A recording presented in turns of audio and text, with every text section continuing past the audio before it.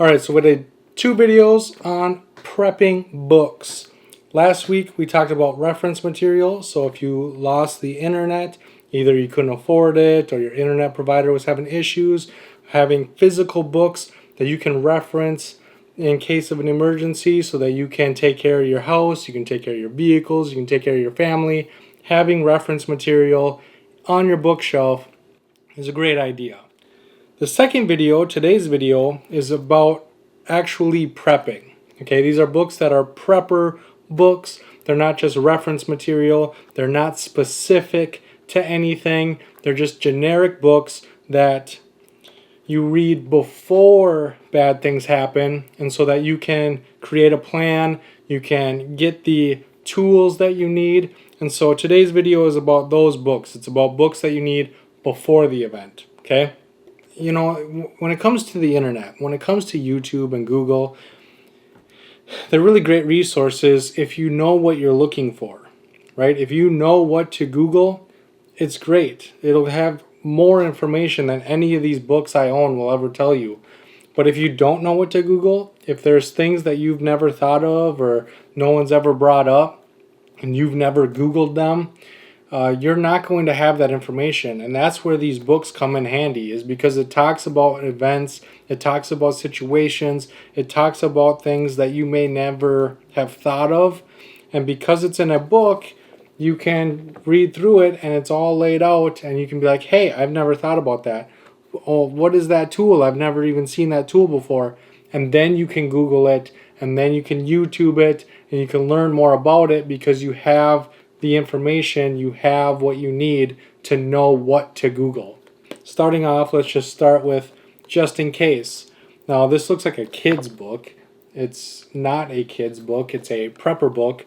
But how to be self-sufficient when the unexpected happens.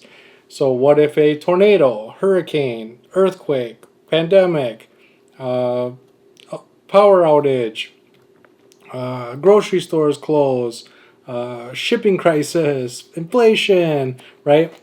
If any of these things happen, what do you have just in case those happen? What are you going to do just in case something like that happens? And even though it looks like a kid's book and it's not a kid's book, it does talk about kids in here as well. And so it talks about like a fire alarm and a fire drill. Talking to your kids about, you know how you have a fire drill at school? There's not a real fire, but if there was, you would all know what to do, right? So it's not scary. It's just something you have to do so that if it does happen in real life, which it probably won't, you know what to do. Well, we're going to do that at home, right? We're just going to have a fire drill. The house isn't going to burn down. The house isn't actually on fire, but we're just going to practice it. So just in case it does happen, we know what to do, and we're not trying to figure it out as we go. We'll already know what to do. We'll already know where to meet up. We'll make sure that everybody's safe just in case, right? And so I really like that book, and it really helps you think about it in that way. Like, how am I going to explain this to my little kid? How am I going to come up with a plan that actually works? You know what I mean? And so I really like this book a lot because it really gets you thinking in that prepper mindset. Probably my favorite prepping book of all time right now is The Ultimate Prepper Survival Guide. The reason I like this book so much is it's one and the same. Just in case talks about all the different things that could happen and what you need just in case. This talks about a lot of those same topics, talks about a lot of those same issues. But the advantage to this one is it uses real life examples, right? It talks about the Black Plague. It talks about Hurricane Katrina. It talks about people who've had to defend themselves. It talks about people that had to defend their property. It talks about a lot of different things that actually took place in history. And so because hindsight's 2020, we can see what they did that actually worked, what they did that didn't work, and then they also what they wish they would have done or what they wish they would have had. With that hindsight, we can do what they did that worked. We can forgo all the stuff that didn't work. We can not even bother trying it because we know it didn't work for them. It's probably not going to work for us. And then having the hindsight of what they wish they had, we can get ahead of time. What they wish they would have done, we can do. And because of their experiences and because of the things that they went through, we can learn from them how to be even more comfortable, how to be even more prepared, and make sure that we have what we need and what they wish they would have had, so that we can go through it a lot easier than they did. And so just having that knowledge, right? Having that experience, but in this book of the people that actually went through it, it makes it one of my very favorite books. Next book I want to talk about is Poverty Prepping. How to stock up for tomorrow when you can't afford to eat today. This book is all about food. Okay? It talks about grocery shopping on a budget. It talks about how to come up with an extra budget. And all of these books kind of talk about food, right? And it talks about beans and rice and canned foods. This goes into a lot more detail. This talks about different recipes, how to find the recipes, websites that you can use to plug in the ingredients you have in your pantry, and different recipes so that you're not eating the same thing over and over and over and over again. It talks about storage. If you can't afford food, how are you going to afford the 5-gallon buckets and the lids and everything you need to store the food properly so that it doesn't go bad? Because if you don't have enough money for food and you have to throw that food away because it went bad, you're in a worse situation than you already were in. And so you need to preserve that food. You need to take care of it. You need to make sure that you have what you need when you need it. It also talks about how to spread it out, make sure that you're not consuming more than you need. You need to stretch it out for as long as possible so that you're not grocery shopping constantly. You have what you need for as long as you can so that you can save up to buy in bulk, to save up to buy the things that you actually need. And so I really like this book a lot. There's a lot of information in this tiny little book. It's only 76 pages long, but it's packed with a lot of good information, and it's like under $10. It's a very affordable book as well. So I like that one a lot. Caroline likes it too. The next book is the Disaster Diaries. Now, a lot of people don't like reading these books, and the reason they don't like reading them is because they're very dry, right? It's step 1, do this. Step 2, do that. Step 3, do this. In case of this, do that. In case of that, do this, right? And it's very dry, okay?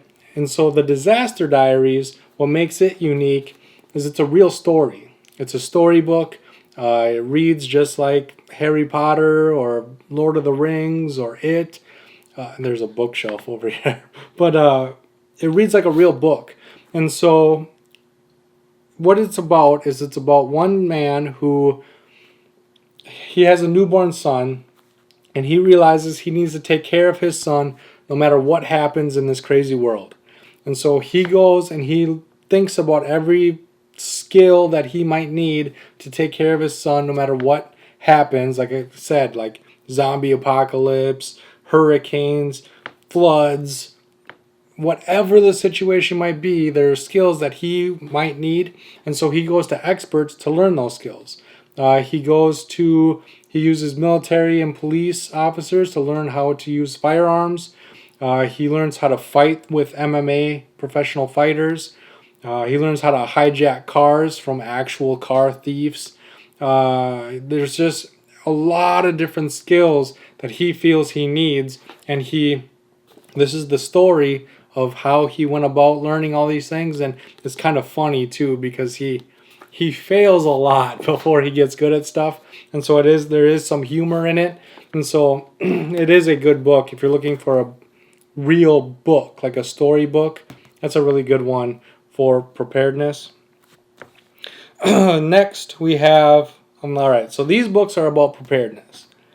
The next books that I'm going to talk about are also about preparedness, but it's more about mindset, right? It's less of what the book tells you to do and more about what would I do. You know what I mean? It's going to bring up the scenarios. It's going to tell you what to do in those scenarios. But when you start thinking about it, it's going to... So like here, the SAS Survival Handbook. If you're only going to get one of these books, this is probably the one to get because it talks about dang near everything, every single thing.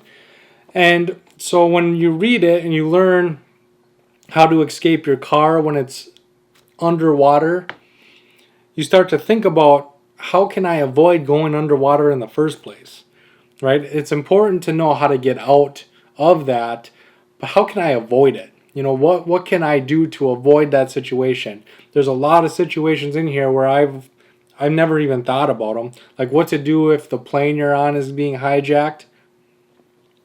I don't know what I would do. The fact that this gives you some ideas, some tips, I don't think I would do what the book says, but it gave me some information so that I could Google more things. I could understand what to search for, what to look for.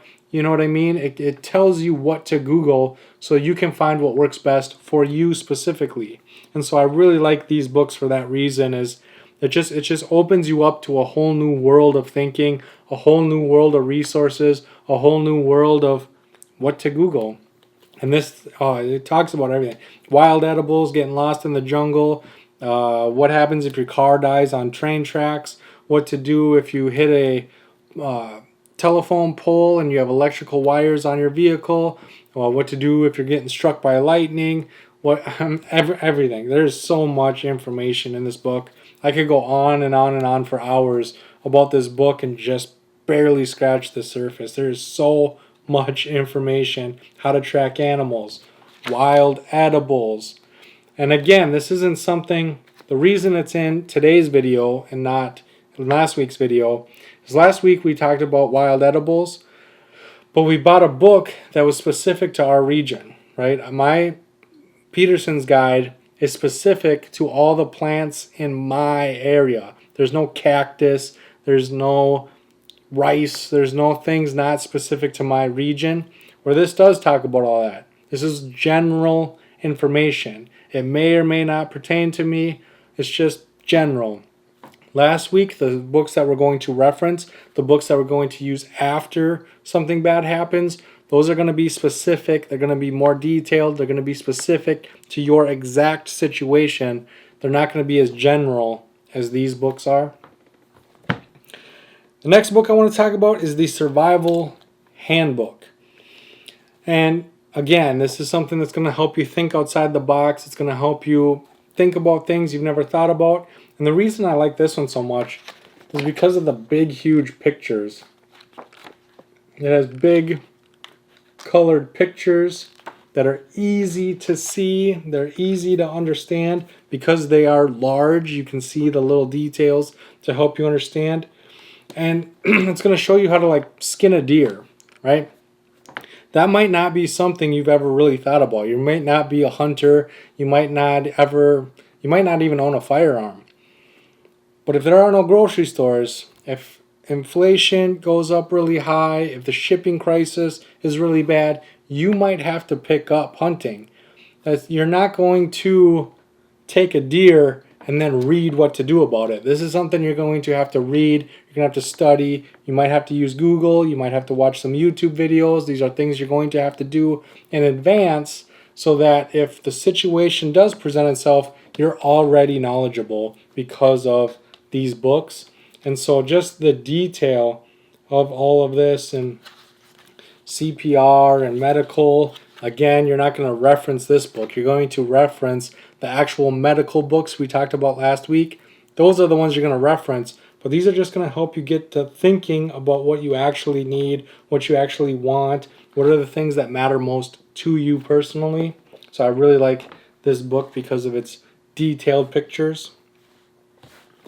Next is 100 Deadly Skills. And this one is really good because it shows you what to do. I just passed it. But it shows you what to do in a shark attack, right? I never thought about getting attacked by a shark in my entire life. You know what I mean? I don't go to the ocean. There are no oceans here in Minnesota.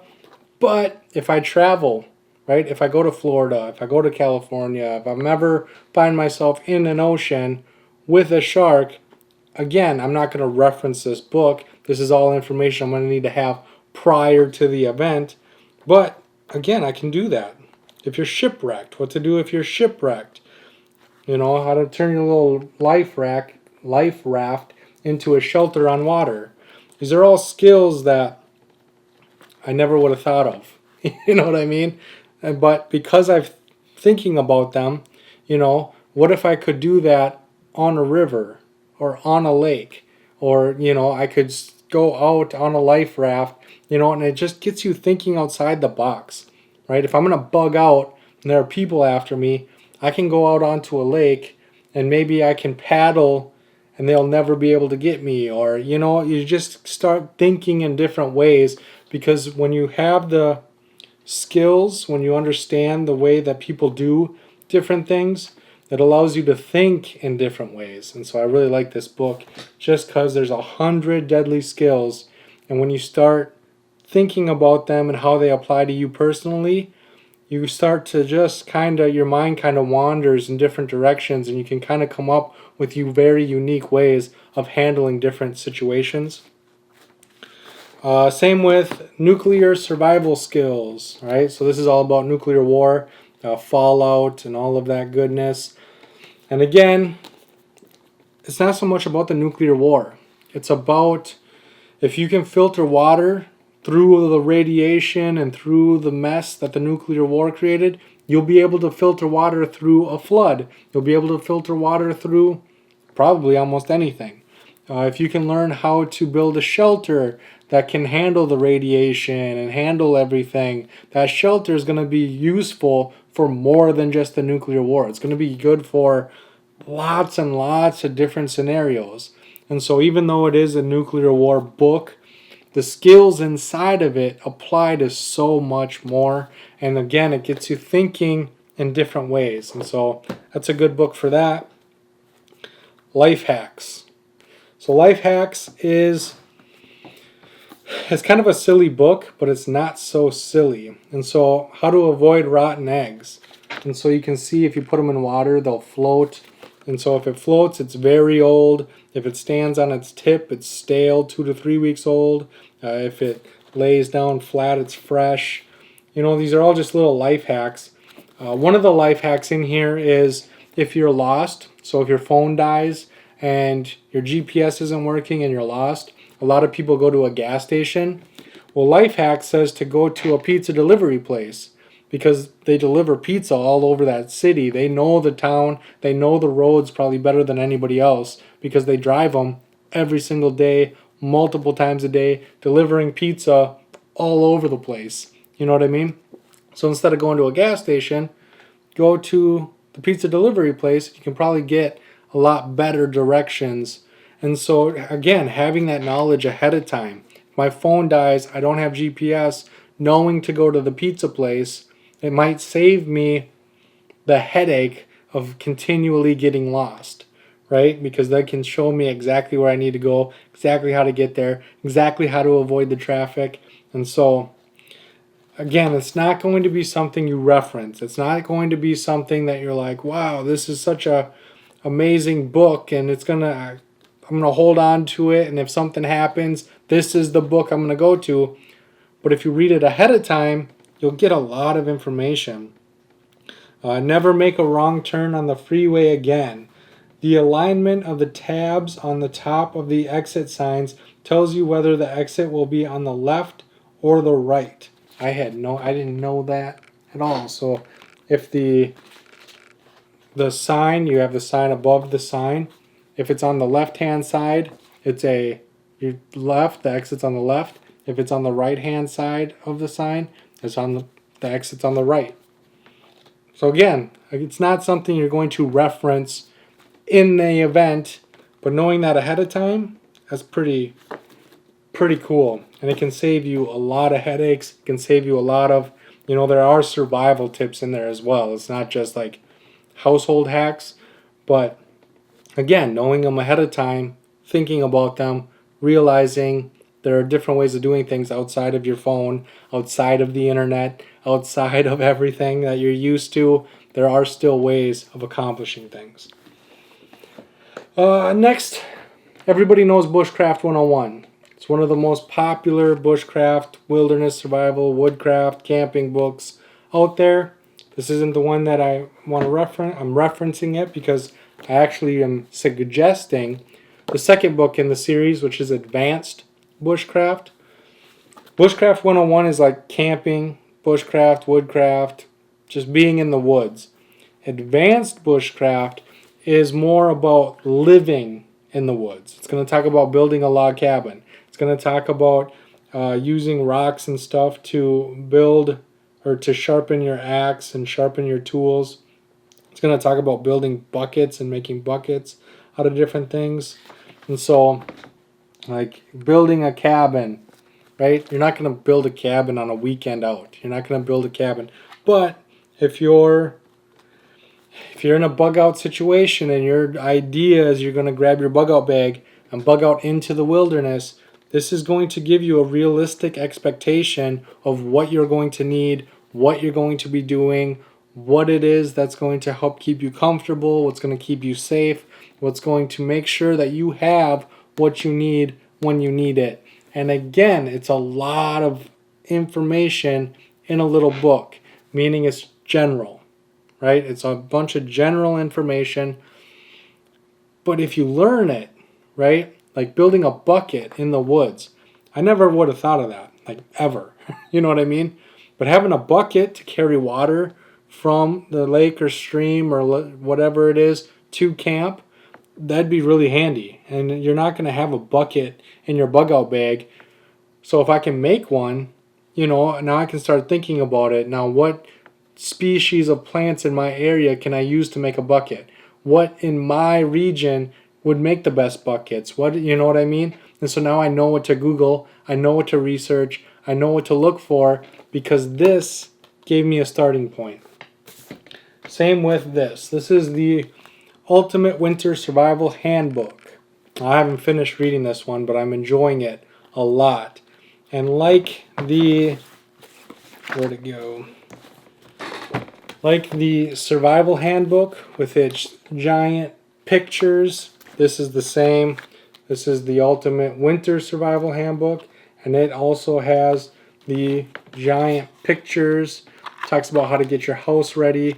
Talks about how to stay warm, how to track animals, how to drive, how to make sure to avoid the ice, making sure your tires are filled with air. All the things you need to know for winter are inside this book. But again, the reason it's not in last week's video where I would reference this, even though I would reference this, the reason it's not in last week's video is because most of this stuff in here, again, you're going to read it and then you're going to have to buy the equipment. You're going to have to decide what you need. This isn't going to be something you know, like the power goes out, you're cold, it's the middle of winter. I'm not going to reference this and be like, oh, I need a space heater. I don't have a space heater. So now what? You know what I mean? You're going to have to read this ahead of time. Be like, okay, space heaters. I might want to invest in a space heater. Hand warmers. You know what I mean? Then I might need to invest in that now so that if something happens, I can reference this later and be like, hand warmers. Oh yeah, the first time I read this, I went and I bought hand warmers. And then I can go search around the house trying to figure out where I put those hand warmers. Right? So last week's video was more based on after the event, what I'm going to reference after something happens. These books are all before something happens. You're going to read these books, you're going to get good ideas, and then you are going to research those ideas. You're going to figure out what to do with that information, how that information pertains to you, and you can go from there. So if you have any book recommendations, leave it in the comments section. I'm always looking for a good book. If you haven't watched last week's video, I'll put it over here, and I can't wait to see you on my next video.